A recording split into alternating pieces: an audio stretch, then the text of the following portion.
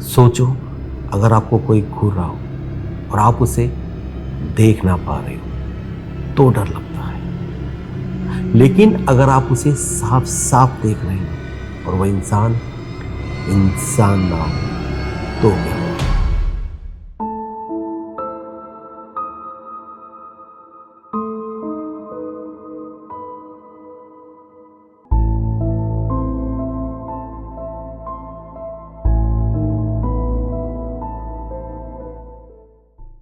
आज मैं आपको कुछ ऐसी कहानी बताने जा रहा हूं जहां दो लड़कियां रिया और निशा सिर्फ एक गलती करती है। रात को कॉलेज में रुक जाती है और फिर जो उनके साथ होता है वो आज तक कोई समझ नहीं पाया।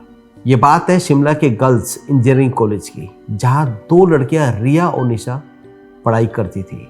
दोनों अपने घर से दूर इंजीनियरिंग की पढ़ाई के लिए शिमला आई थी। रोज दिन में लेक्चर लेना और रात को हॉस्टल में रहना। एक रात रिया और निशा दोनों कॉलेज की लाइब्रेरी में देर तक रुकती है। वो दोनों लाइब्रेरी में पढ़ाई कर रही होती हैं। रात के करीब 12 बज रहे थे।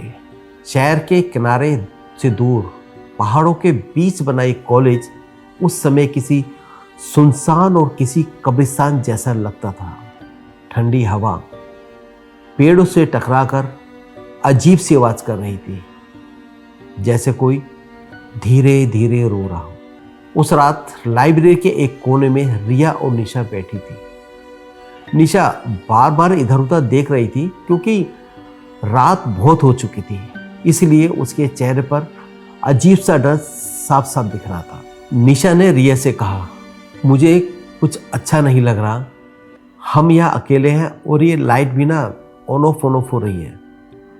रिया अपने काम में कुछ ज़्यादा ही बिजी थी। उसने बिना ऊपर देखे निशा से कहा, निशा प्लीज़, बस थोड़ा सा काम बाकी है।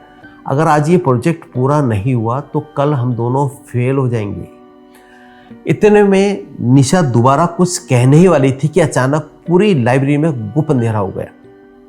इतना गहरा अंधेरा था कि कुछ भी दिख नहीं रहा था। तभी लाइब्रेरी का दरवाजा तेजी से बंद हो जाता है। निशा जोर से चिल्लाती है। रिया जल्दी से अपना फोन बैग से निकालकर उसकी टॉर्च ऑन करती है। टॉर्च की रोशनी जैसे ही फैलती है, उन दोनों की नजर लाइब्रेरी के दरवाजे पर चली जाती है। दरवाजा बंद था। तभी निशा बोलती है, हाय, ये कैसे बंद हो गया?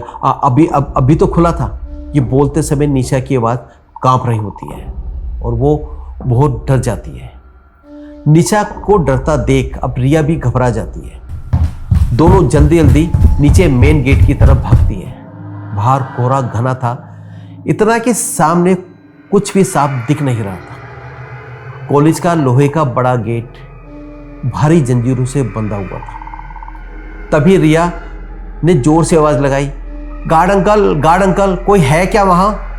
कुछ सेकंड तक कोई जवाब नहीं आया। फिर दरवाजे से एक अजीब सी आवाज सुनाई दी, जैसे कोई पुरानी गाड़ी धीरे धीरे चल रही है और कोहरे के अंदर से एक खटारा पुरानी जीप उनकी तरफ आती दिखाई। जीप उन दोनों के पास आकर रुकती है और जीप का दरवाजा खुलता है। उसमें से एक बूढ़ा आदमी उतरकर उन दोनों के पास आता है। उस आदमी ने खाकी रंग की एक ढीली सी वर्दी पहनी हुई थी। उसका चेहरा पीला था और आंखें अंदर धसी हुई थी। और सबसे अजीब बात यह थी कि उसके चलने की आवाज नहीं आ रही थी। उस आदमी ने बिना पलक झपकाए उन्हें देखा और पूछा, कौन है इतनी रात को? उसकी आवाज ऐसे लग रही थी जैसे मानो सूखे पत्तों पर कोई चल रहा हो। रिया ने हिम्मत करके कहा, गार्ड अंकल, हम लाइब्रेरी में फंस गए थे, प्लीज गेट खोल दीजिए। वो आदमी कुछ देर तक चुपचाप उन्हें घूरता रहा, फिर बोला, लाइब्रेरी, लेकिन आज तो छुट्टी थी, आज कोई नहीं जाता वहां। निशा धीरे से रिया के करीब आई और उसके कान में धीरे से बोली, रिया, उसका चेहरा देख कितना अजीब है। इसके अंदर से ना मिट्टी जैसी बदबू आ रही है। उस गार्ड ने जेब से पुरानी जंग लगी चाबी निकाली और गेट खुलने लगा। जंजीर खुलने की आवाज रात के सन्नाटे में गूंजने लगी। गेट खुल गया। जैसे ही रिया और निशा जाने लगी तभी उस गार्ड ने उन्हें रोका और बहुत धीमी आवाज में कहा, देर कर दी, बहुत देर कर दी। रिया और निशा ने गार्ड की बात को इग्नोर करते हुए हॉस्टल की तरफ कदम बढ़ाया। उन दोनों के बीच एक अजीब सा सन्नाटा छा गया। रात आधी हो चुकी थी, हवा जैसे रुक गई थी। कॉलेज से हॉस्टल के रास्ते पर दिन में तो काफी चहल पहल होती थी, पर रात के 12 बजे के बाद वहां बिल्कुल सुनसान हो जाता था। रास्ते के दोनों तरफ घने पेड़ थे जिनके पत्ते हल्की सी हवा से भी खड़खड़ा रहे थे, लेकिन उन पत्तों की खड़खड़ाहट की आवाज से भी अजीब सा डर लग रहा था। रिया, तूने सुना क्या? गार्ड ने क्या बोला? निशा ने धीरे से पूछा। रिया ने सिर्फ हाँ में सर हिला दिया, पर छोड़ना, शायद वो पागल है।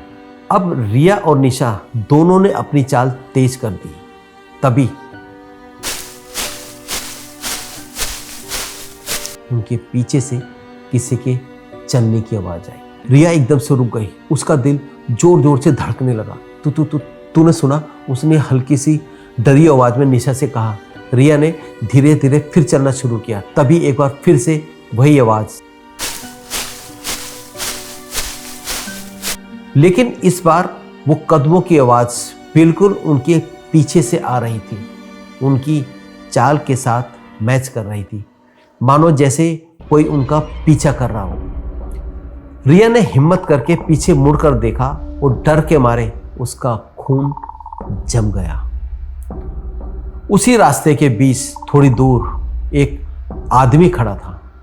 रिया की नजर जैसे ही उस आदमी पर पड़ती है, उसके मुंह से जोर से चीख निकल जाती है और वो चीखती है, निशा भाग। दोनों बिना पीछे देखे दौड़ती है।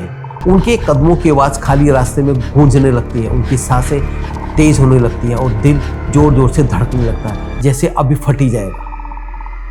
पेड़ों के साए भी उनके साथ साथ दौड़ रहे थे। ऐसे लग रहा था जैसे उनका पीछा कर रहे हो। वो पीछे आ रहा है क्या? रिया हाँफते हुए बोली। मुड़ मत, बस भाग, निशा चीखती है। लेकिन जैसे ही दोनों हॉस्टल के गेट के पास पहुंचने वाली होती है, तभी जैसे एक आवाज आती है। दोनों एक साथ रुक जाती है। उनके सामने, बिल्कुल ठीक सामने, वही आदमी खड़ा था। वो इतनी तेजी से उनके सामने आ गया जैसे मानो हवा को चीरकर एक पल में ही उनके आगे आ गया हो। उस आदमी ने धीरे से अपना सिर ऊपर उठाया। रिया और निशा दोनों उसे देखकर हैरान थी। ये तो वही गार्ड है, रिया ने डरी आवाज में बोला। निशा ने हिम्मत करके उस गार्ड से पूछा, कौन हो तुम? क्या चाहिए तुम्हें हमसे?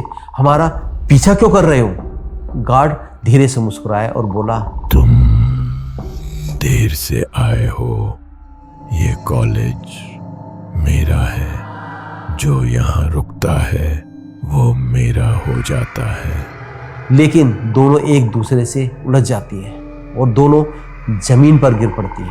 रिया जोर से चिल्लाते। रिया और निशा ने घबराकर अपने सैंडल को खींचने की कोशिश करती है, लेकिन उनकी सैंडल हिल भी नहीं पा रही थी। दोनों उठने की बहुत कोशिश करती है, लेकिन उठ नहीं पा रही थी। तभी दोनों एक साथ नीचे अपने पैरों की तरफ देखती हैं। उनकी सांसें एक पल के लिए रुक जाती हैं। उनके सैंडल को किसी ने पकड़ा हुआ था। एक गंदा सा काला हाथ मिट्टी से भरा हुआ जमीन के अंदर से निकला हुआ था और उसने सैंडल समेत उनके पैरों को कस के जकड़ा हुआ था। आह, ये क्या है? निशा ने रोते हुए कहा। तभी जमीन के अंदर से अंधेरे से एक चेहरा धीरे धीरे उभरने लगता है। वही गार्ड, लेकिन इस बार वो और भी डरावना लग रहा था। उसका आधा चेहरा मिट्टी में दबा हुआ था। उसकी आंखें उन्हें घूर रही थी।